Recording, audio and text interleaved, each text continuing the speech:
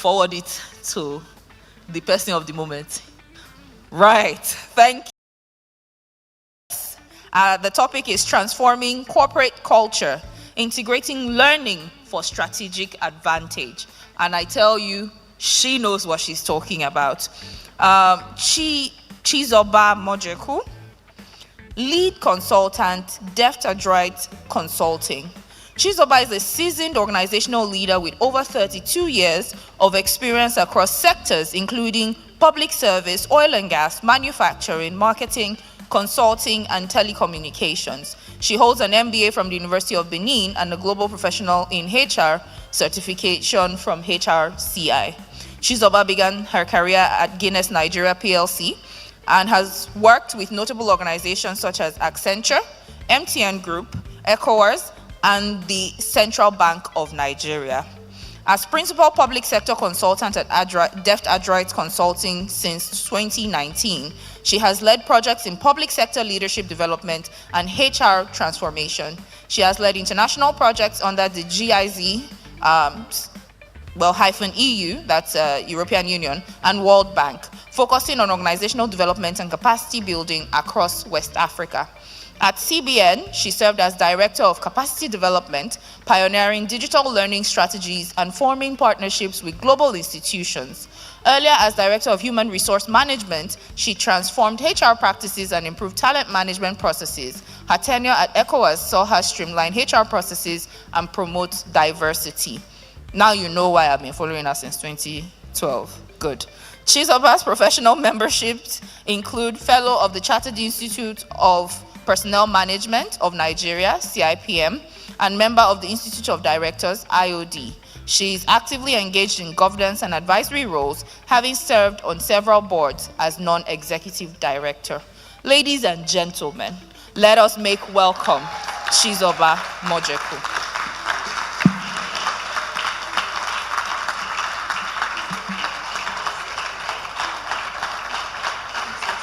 Thank you. Thanks a lot. Thank you. Good afternoon, everyone.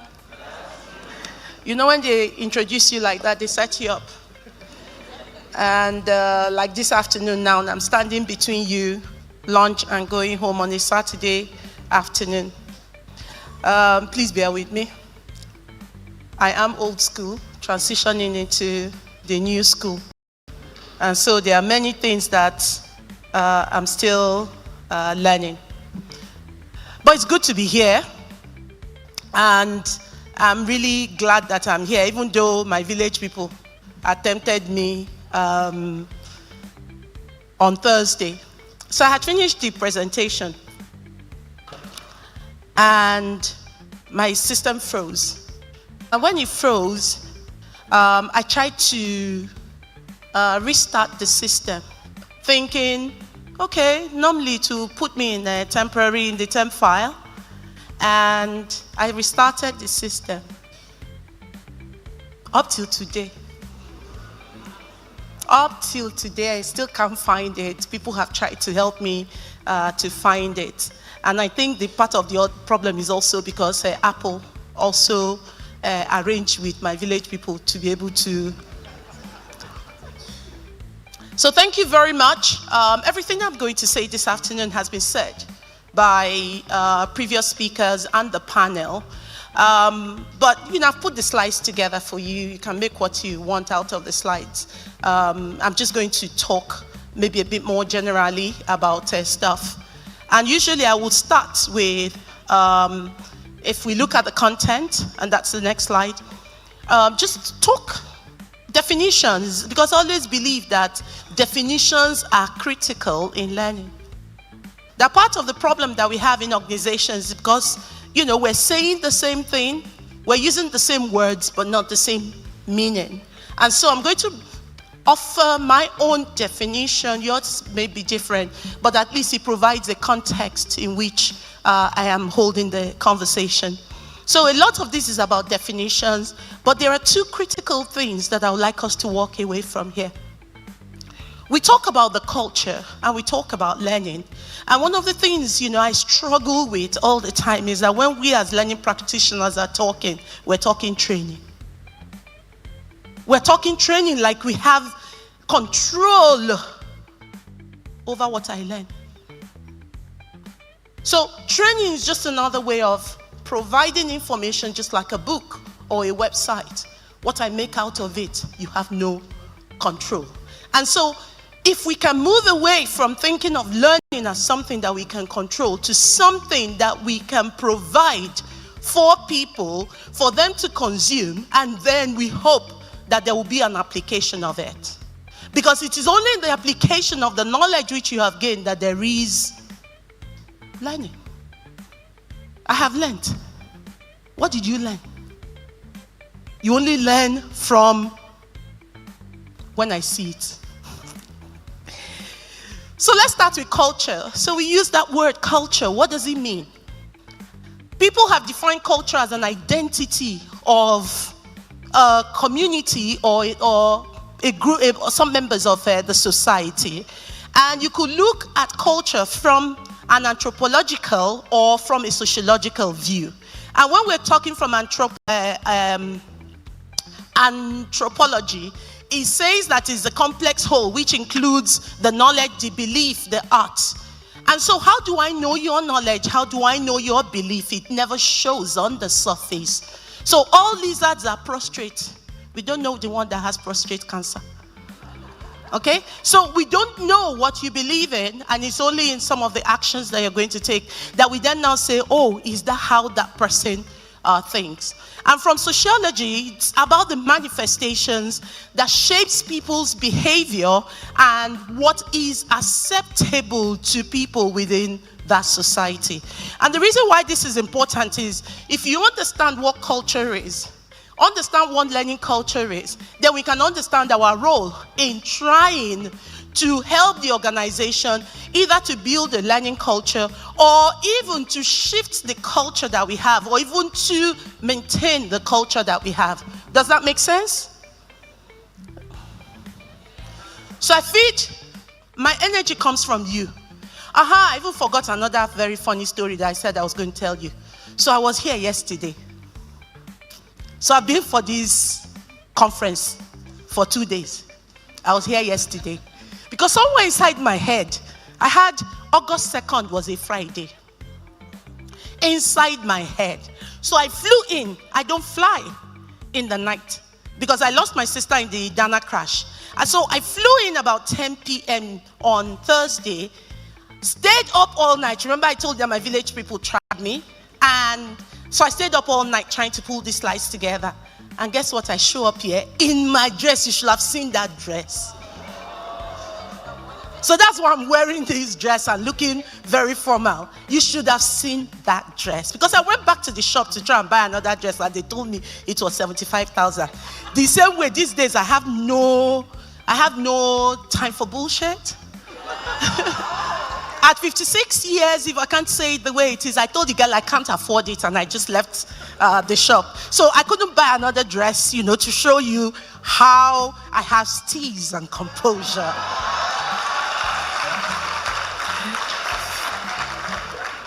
So let's go to the next slide. So we have an idea of what culture is. And the basic lesson is that culture is learnt. Culture is not genetically transmitted. Just like every baby that is born, all of us, we are all like Apple computer. We are all HP. What we are is what's been uploaded into us. And there are 3 kinds of uploads. It's not my slide, so you can write it down. There are 3 kinds of uploads that we have as human beings, right from when we're babies. It's our ancestral uploads, what we call our ancestral programming. So what our mothers, our fathers, this is the way we do in this family. This is the way we dress. So egusi soup, I didn't start cooking egusi soup until I was 22 because my mother never cooked it. We don't eat snail in my house now because my mother never ate it. And it wasn't, people say it was forbidden. Only for me to hear that my mother didn't eat it because she vomited when she ate it when she was pregnant and then she vomited. So we've taken it that we don't eat snail in my house. You don't even put it, my brother's wife is a snail eating woman, but my brother doesn't eat the snail. He doesn't want to see the pot in which the snail was cooked. So there is the ancestral programming. And chances are that a lot of the things that you do in your life, the way you put your filler, the way you dress, the way you even talk, comes from your mother's mother, your great-grandmother, your great-great-great-grandmother, because that's the programming that you've got. The second set of programming is what you call your social. You are the sum total of everybody that you have met in your life. I grew up in Onitsha, so I understand the Nwa boy, because I have family members who've gone through it. And if you look at the way even we are trained, Shebi, when you are 8, about 7, they put you in front of that big mortar. And then that's for the women. And then the pestle. Then you learn, oh, no, I'm talking to the wrong crowd. I apologize. I'm sorry. But that's how we learned. So we had to pound pepper inside that. If there wasn't a time you had to use stone, the stone to grind it. And so we learned, that's how we learned to cook. And so you find that, a lot of the things that we've learned. I grew up in Onitsha. That's where the story was going to. So you think I have an accent? Oh, Diego. Let me tell you, this is how me and my people we speak. But when I come to this kind of event, that is how I speak. I then now come and say, hello, ladies and gentlemen. So it's a mixture of my Vietnam accent, plus my South Africa, plus some American that I picked up on YouTube, and some English one that I rolled up. And then you have this accent and realize and think that you're speaking something, but you forget that it's how your friends speak. And you find that when you're standing with your friends, you speak differently from when you're with your family.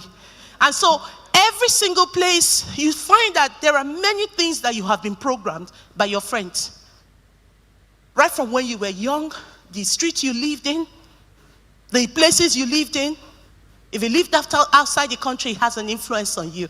If you've lived in how many states, it has an influence on you. So the way I approach life, I went to school in Federal Government Girls College, Onitsha, Owerri. No, I started in New Busa, Federal Government Girls College, New Busa, Onitsha, Owerri. And I went to University of Benin. And I lived in Benin and worked in Benin. So I am the sum total, and I did youth service in Ilorin. Oh, by the way, I went through school on a sports scholarship. I don't look it.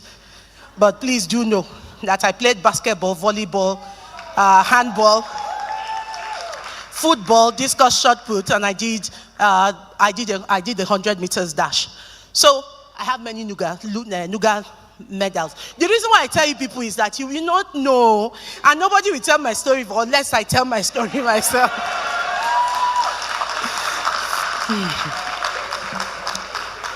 So you are the sum total of all the people that you've met and the places you've lived and the things you've done. The third one is a professional programming, and that's the kind of schools that you went to, the places you worked, the kind of profession that you read, So those things have put something into you, the way you think, what you believe in, and that is the sum total of your identity. And the same way it is for organizations.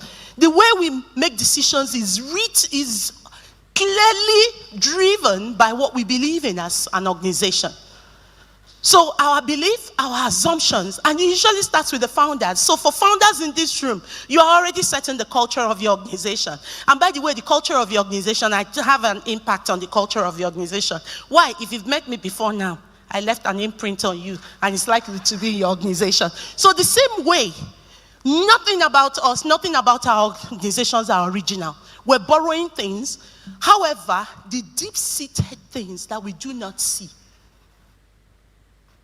our attitude to money, how we take decisions. So you've heard about the extroverted, that's Myers-Briggs type indicator. Myers-Briggs type indicator, if you haven't read about it, it would be nice to go read about it. Because it talks about people like me. As I'm talking now, I'm thinking. I'm having fresh ideas.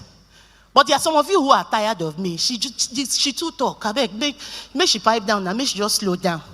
Because you have to internalize before you speak. And unfortunately, all our training programs are designed for extroverts. They are not designed for introverts. Then there are people who must see the big picture before they get into details.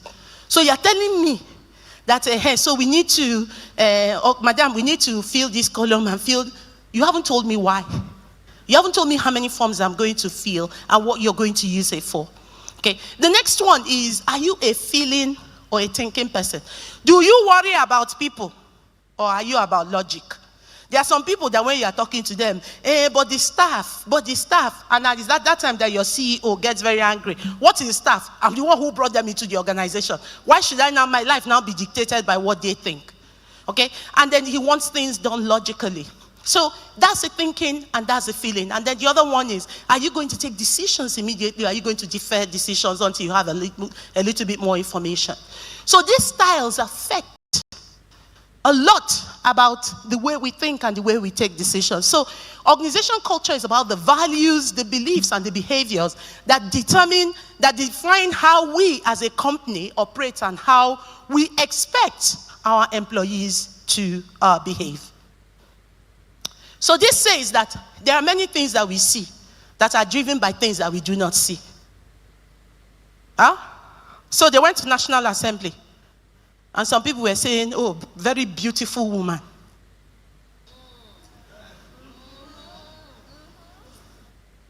So is it about, would they say that to a man? You're a very handsome man, so you should take a bow. So it begins to show you how they think about gender. How they think about gender. So you hear the man who they showed the video of him beating his wife or something. I don't know who that person was. But it's the comments that you worry about, because those comments give you an indication of, the next slide, it gives you an indication of how people are thinking. So there is an action which is violence against women. And those who are commenting have their own issues around gender. You will too do for these women. These women, are they not the one? They said that we are the ones who kill our husband. That by the time the man retires after 60, he dies, and then they leave the woman as the owner of the property. How won't he die? When he's been in his office, he does absolutely nothing. And his whole life is tied around his identity in that office. So when he lives there, he cannot recreate a new identity or reinvent himself. And then he sits at home, he eats, takes it out on every single person that comes on his way. He never prepared for that 60. And then all the heart disease and all the beer that he was drinking with his colleagues and not exercising, then comes to the fore, and then the man dies, and what do the world say? It's not women. That's our agenda. Okay, so in terms of, you have to put on the next slide. So if you put it, then it shows it. So that's what I was saying, that a lot of the things, the way we take decisions and the way we think comes from somewhere deep inside. It's only from the actions that we take that we know exactly what it is, the assumption. And so that's what this is saying. Forget the one on this side. I didn't realize it wasn't going to show. But that's the person who came up with this model, Edge. And so it says that the behaviors that we see is driven by what we say. So a lot of the times we say these are our goals. It's not really driven by, we say something. We behave sometimes in a different way. And that's because what we believe is totally different. Even as organizations, we will not give bribe. But we will buy Christmas. We will buy Christmas cow. It's not bribe now. Everybody gives gifts at Christmas. Don't we? Next slide. So the elements of our culture is around the values, the norms, the beliefs, the traditions, the communication styles, the symbols. However, it's like an iceberg. Remember what we see. The dress code, the buildings that we have, the computers that we have. I joined Accenture after 11 years in Guinness. And why did I join Accenture? When you see those consultants with their pilot cases, then they'll wear their jackets and all of them. Good morning, how are you? How's everything? There are people like that. And they didn't go to school in America. Okay, I will join them. And so, all those things are the things that you see on the surface. But underneath the surface are the things around the way we also think about employees. Are employees assets? Or they are just people who come hang out in our offices and create problems for us? So there is the visible part of our culture, and then there is the invisible part of our culture.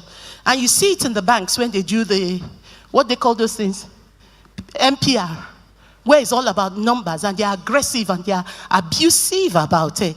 We can do MPR, it's different.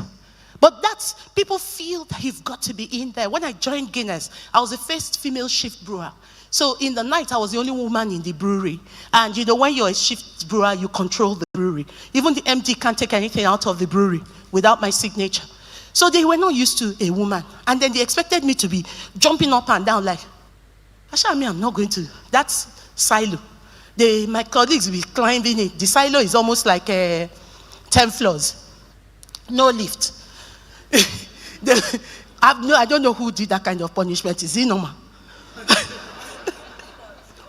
You'll be climbing it. You have to go and weigh the bags. Every time we have a brew, you have to go weigh the bags to make sure that the tipper is working. And it's supposed to be like 50 kg. So you have to go up. And you must do about 3 brews in a night. And then get brews ready for, for your colleagues. So you will climb up to that thing, come down. Then climb the vessel. And the vessel, you climb it by the ladder. You know those big vats that you see from outside. Will they climb and go up? Then you will go and check the CO2, check everything. One night I said, I beg. I didn't go to school for this. Why can't I trust that my shift leader will do it? And so what I do is I can go down, my shift leader goes up, and then I tell him, you go sign. If anything goes up there, goes wrong there, and you told me that it was okay, you are gone. And by the time I'm finished with you, or we go to the bottling line, and then you stand there, and they are drinking beer. I said, this beer, they tire you people. They tire you people. You've been in this organization long before me, 18 years. You see they drink this beer straight from the line. I'm not going to be chasing you over beer. If you drink the beer and you get drunk, now so I go take bottle, break your head. I don't get time. And then I'll get security to imprison you until your eye don't clear. By then, you will have a cut, you will have bled, you will have stitched you without anesthesia. So if so some days when I go and they stay by the washer to go and be drinking the beer. Washer hot. So I will stand there. Some days I will just take chair, sit down by washer. I don't see the person, but I will stay there and be giving all the instructions from there. One day the man came out, he said, Madam, if you want sack me, sack me. I don't go cook myself. So they weren't expecting it. And what then happened was that I became very male. I became very, very male in the way that I did things. Why? Because the culture was male dominated and performance was expected and appraised in male terms. How often do I have to climb that thing? How harshly do I speak to my team? Meanwhile, they forget that the day that there's no food, they will not cook serious food. I'm the one who will go in and tell the caterers, no, you guys, I'll go and open the store, bring out yam, it's easier, Ngwa cook, do this, do that. Nobody cared for the staff as much as I did, but I was never measured on it. So let's talk strategy. We've talked about culture.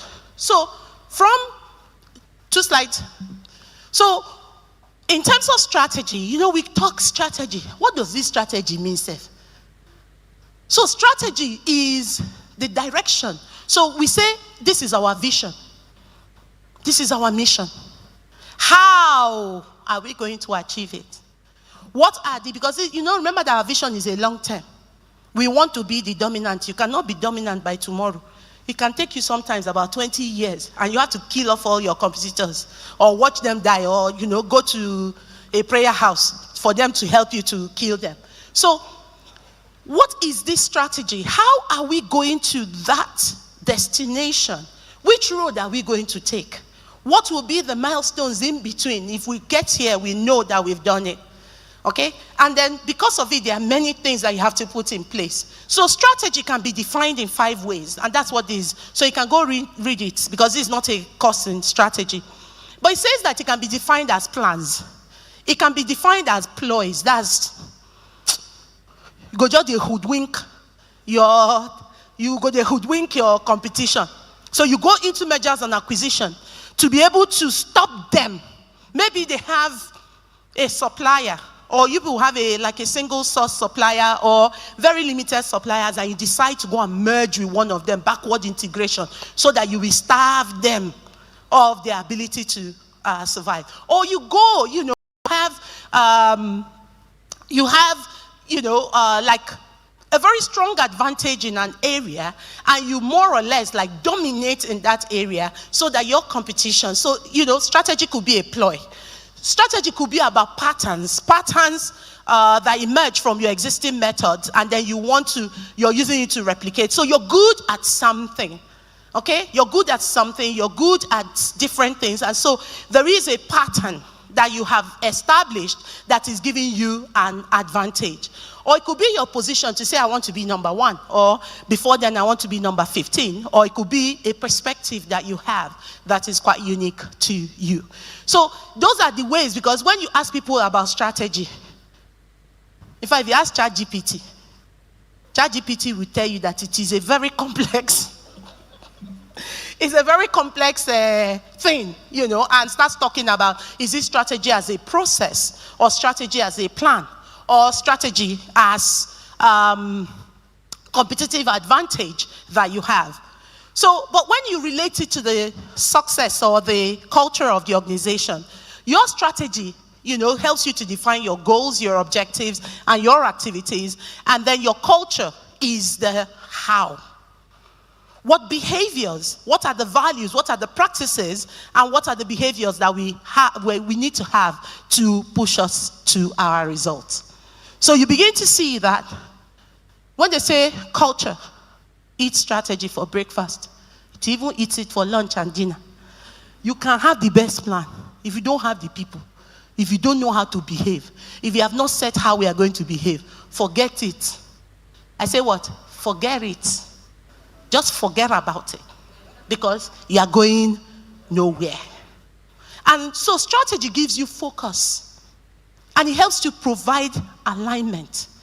And then you need to then define what are the belief systems that is going to drive us to achieve this. And you must make sure that there is an alignment with your values. You can't have values that do not speak in terms of where you are going to go. So if you decide to have a ploy in your strategy, how you want to go and finish you cannot come here and be telling me honesty and integrity.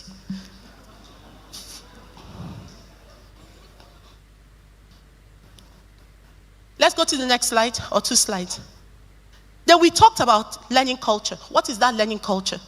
That learning culture is where we promote continuous development, knowledge sharing, and a growth mindset amongst the people in the organization. And it's about integrating learning into all the facets. So you hear things like, they say, learning in the flow of work, LIFO, L-I-F-W. So how do you build learning in the flow of work? And in such cultures, you find that people are encouraged to seek, share, and apply new knowledge. So much more than, we spend time talking about training. And like I told you, training is not learning. Training is one way that people learn. There are other places, there are other things. We talked about games. We talked about life experiences. There are many ways. I'm yet to see anybody who went to school to go and who was trained to use WhatsApp. They told you how WhatsApp works. You just went, downloaded it, and you started using it. There are many things like that. Think about the way you dress. Nobody has ever sat down in a class to tell you that this is how you knot your tie. Chances are you learned tie knotting from failure. You knot them. They go say, hey, this boy just, he don't come show himself, say now from no way, come. Oh boy, come. This is how they know they tie and they know they tie, then they knot them. Nah, not. Nah, not.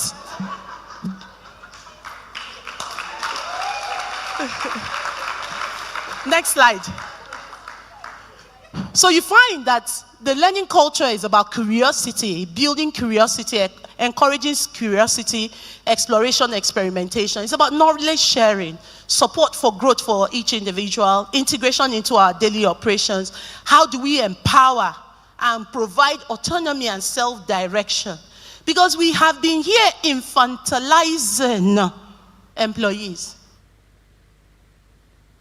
So we talk about Gen Z. Who is Gen Z? Gen Z is not a behavior.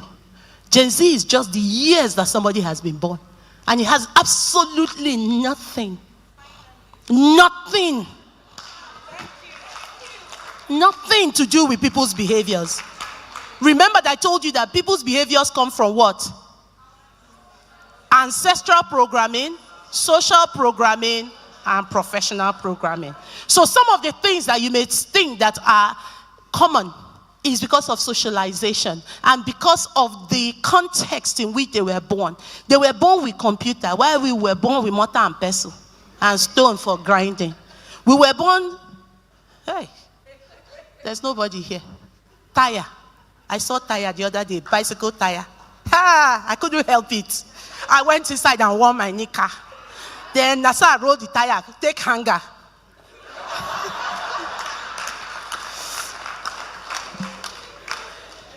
So we were born in that generation and we behaved accordingly because of some socialization. But I'm also a Gen Z at heart. And that means that any new technology that comes, I want to figure out how it works and how I can integrate it into the way that I work. And that's for the digital natives. In fact, the Gen Zs, the difference, my nephews and my nieces are, my nephews and their sister, my niece, are in the same generation. However, they can't understand her. They can't understand her. There's only a few years between them. But she's so different. Any small thing, she just say, oh, auntie. When I said, Chiboko, you didn't call me. Ah, auntie, please don't stress me, my mental health. But the people of the same generation with her will be the ones who say, auntie, how can you say that now? Just last night, I was just dreaming about you. In fact, that's why I thought I called you, because inside that dream, me and you, we chatted.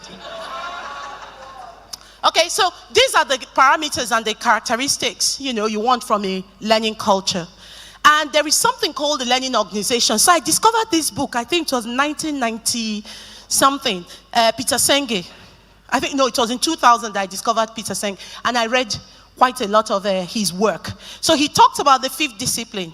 And that there are 5 disciplines for a learning organization. And defined the learning organization where people continuously learn and enhance their capability to create. So any learning that you're having that is not creating anything is not learning. Go and learn basket. Go and weave the basket. Learn to swim. Go and swim. If you have not swum, you haven't learned it. You read the book on the theory. And so there are 5 things. It says, we start from, usually it starts from personal mastery. You have to know to do. And personal mastery doesn't mean about expertise. And one of the things that we said here was that the more you learn, the more you know that you don't know. The more you don't that you don't know. So at least go and know the things that you don't know. So you move from that unconscious incompetence to at least some level of conscious incompetence.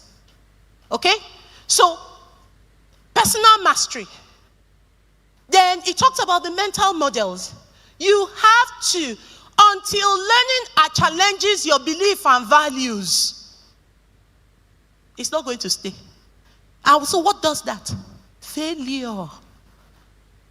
Failure. Nobody has ever gone and reflect on their success. You think, I succeeded and I have it, I know it. This girl, if you go to my ex, you see Cheesy Wheezy.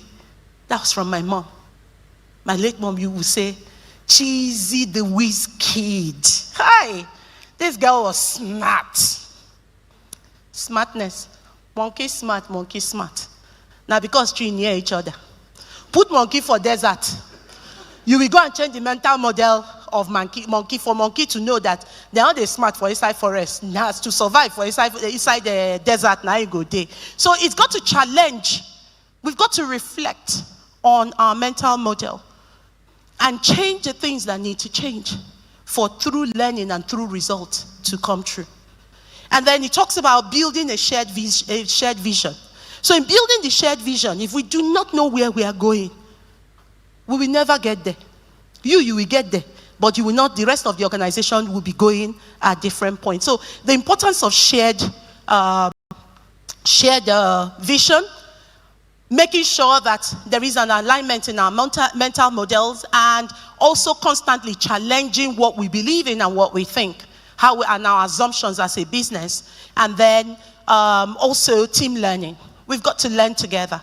If you learn, other people don't learn, there is no work. No action will come from it. So we need to make sure that people are learning, and that's one of the reasons why we talk about communities of practice, we talk about knowledge management, to just make sure that everybody is learning from the things we need to learn, and also learning from our mistakes, and also learning from our successes. So those things we need to keep, those things that we need to change, and those things that we're not doing that we need to start. That's where the start, stop, continue came from and becomes extremely important. So reflection is very critical in learning.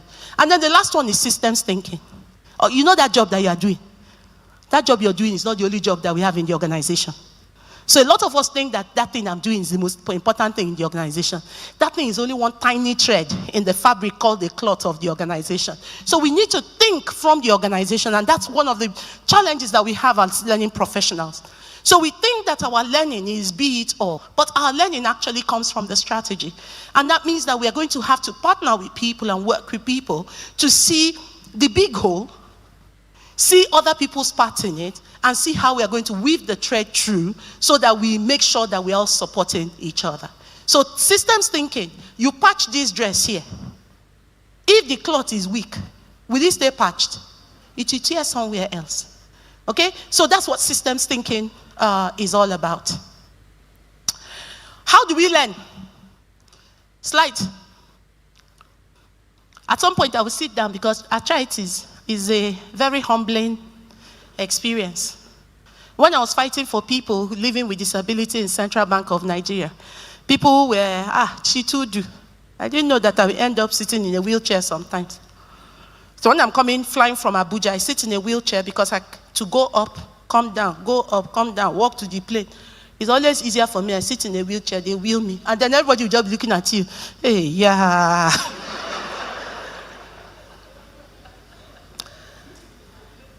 And the worst thing is how we treat people with disability.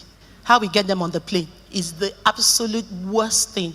And in the plane, think about it. I'm sure many of you have never considered it, and I would like you to please, anytime you get on a long distance flight, think about it. Anybody who is in a wheelchair, how they are not able to go to the bathroom for the duration of the flight, because our bathrooms in the aircraft are not designed.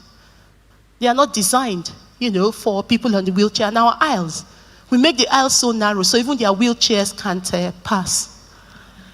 It's very humbling. So learning is a process of acquiring and applying the knowledge, the skills, and the competencies to improve performance and adapt to new situations.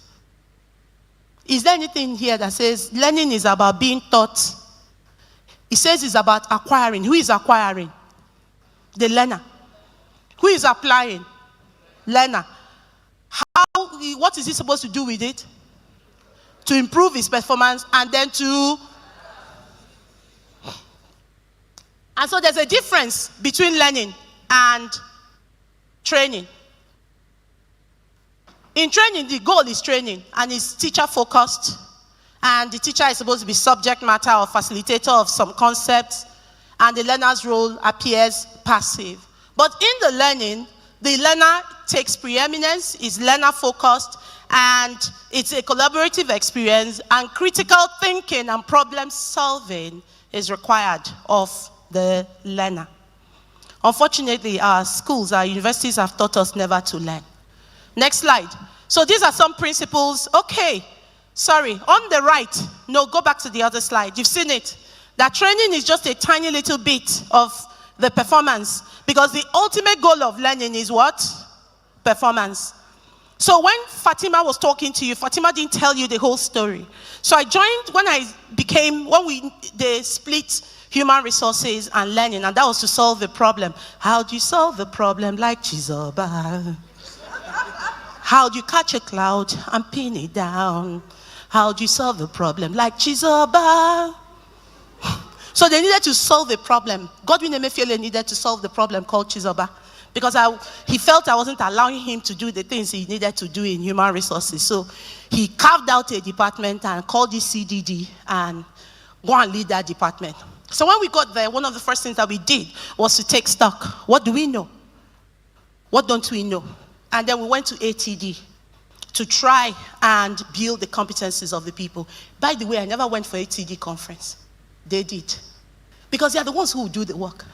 I'm never going to go and sit with the teams to go and be designing learning programs and stuff. My job is to go and negotiate the resources for them to be able to build the menu of options for the organization to be able to do the learning.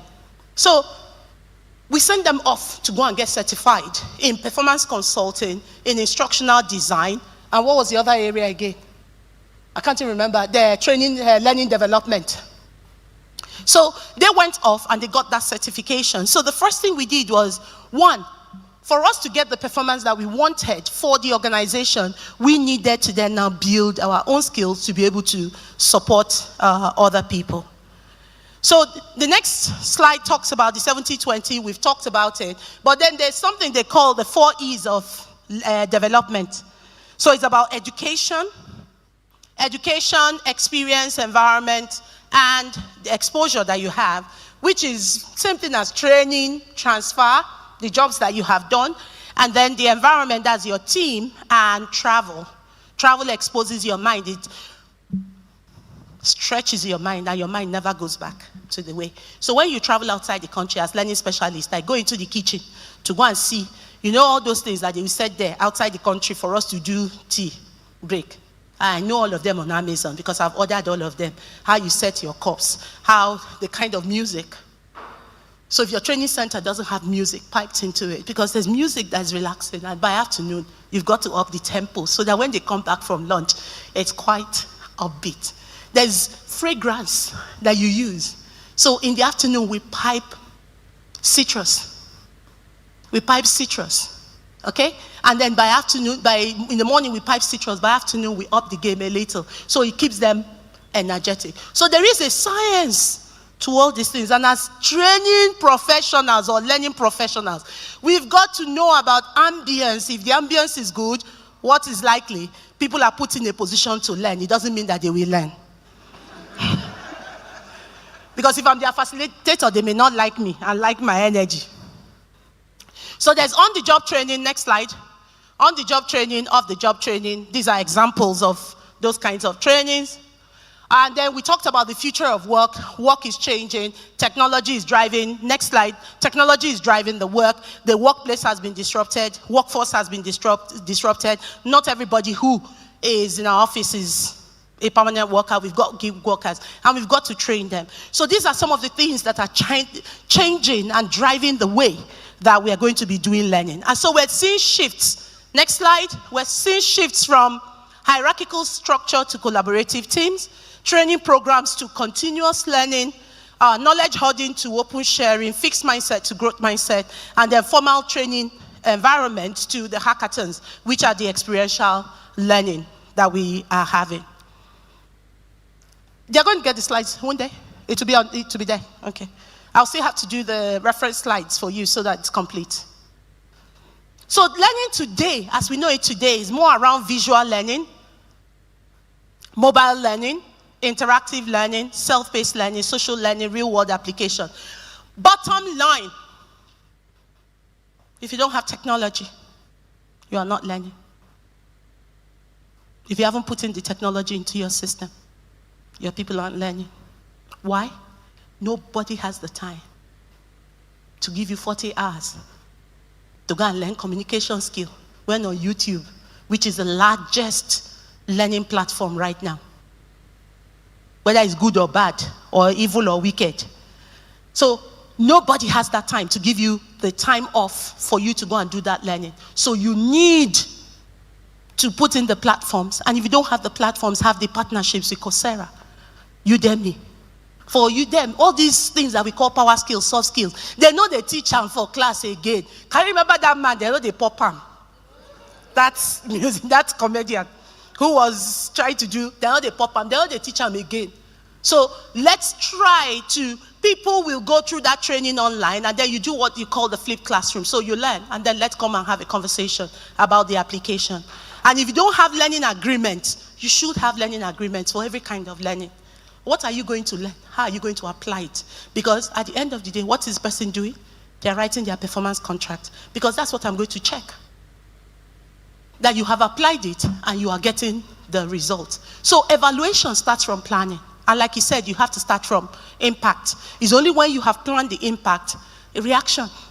You're only just checking whether the training was good and a leading measure of whether they learned something, which is not always true.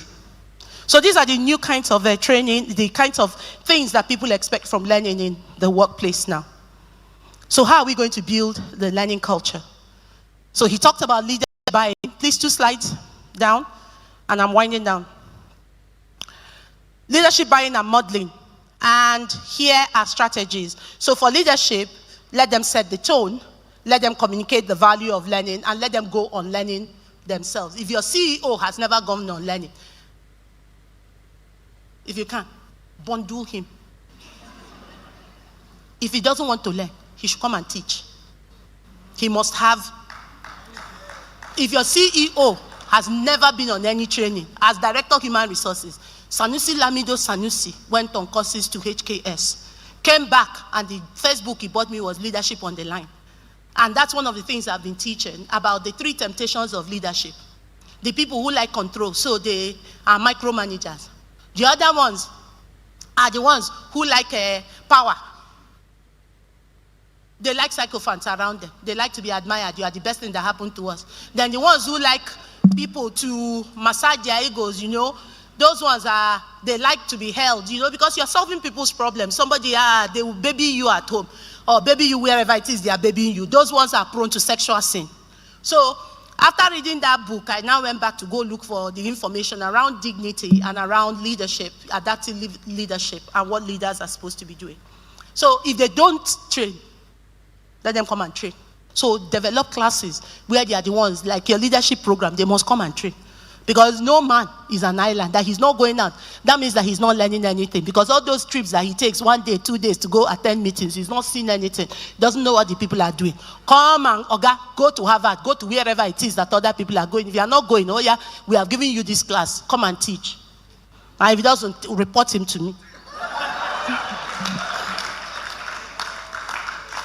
So turn your learning into core values and mission, and make sure that it's integrated.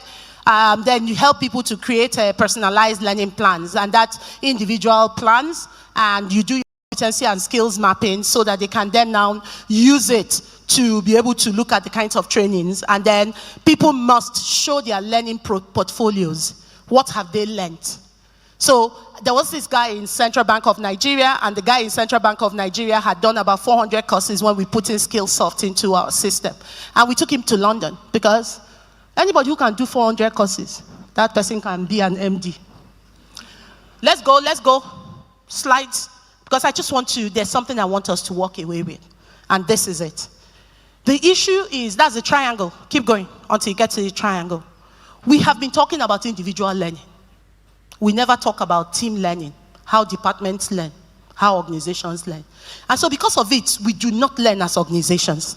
So we focus on the learning by individuals, and learning by individuals do not translate. Why? Somebody talked about staff turnover. Turnover, the person who spoke about turnover, somewhere there, when we're talking about problems with learning. So because people are leaving, they walk away with that learning. And we never sit down to talk about what people have learned and what they need to use it for, or what we have learned from our department about what we did last year or on the projects that we were on. And so in terms of strategy and learning, please, 2 slides. Yeah. So when we set those goals, we need to set what do we need to learn to achieve those goals. And those then become our strategic learning. What we as an organization must make sure that people learn. Even while they are doing their own individual learning portfolios and their plans, we want to be sure that we have the right numbers who have learned the strategic areas. And there is something called, okay. Then there's something called the double loop. Please go. It looks like I lost 1 slide. Keep going. Go. There's something called single loop. So you do something, and you take learning, to be able to take an action. Okay? So you take the action. We never go back to say, that action that we've taken, if we take that different actions, what does it mean for our organization?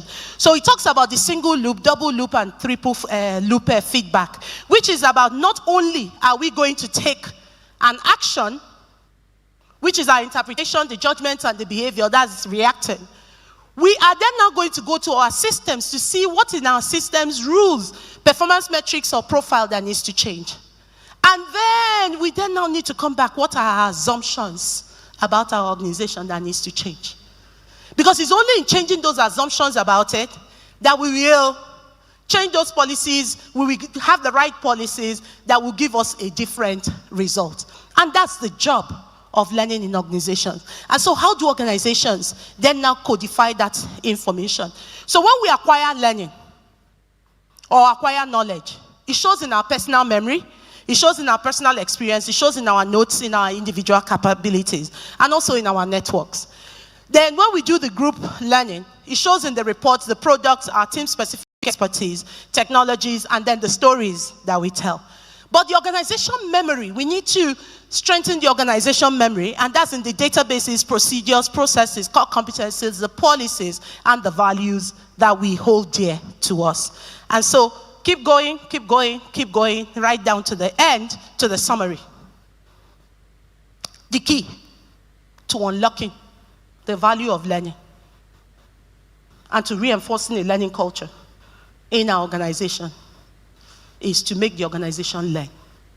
It's only when the organization learns that leadership learns, and we're able to infuse learning into everything that we have. Thank you very much.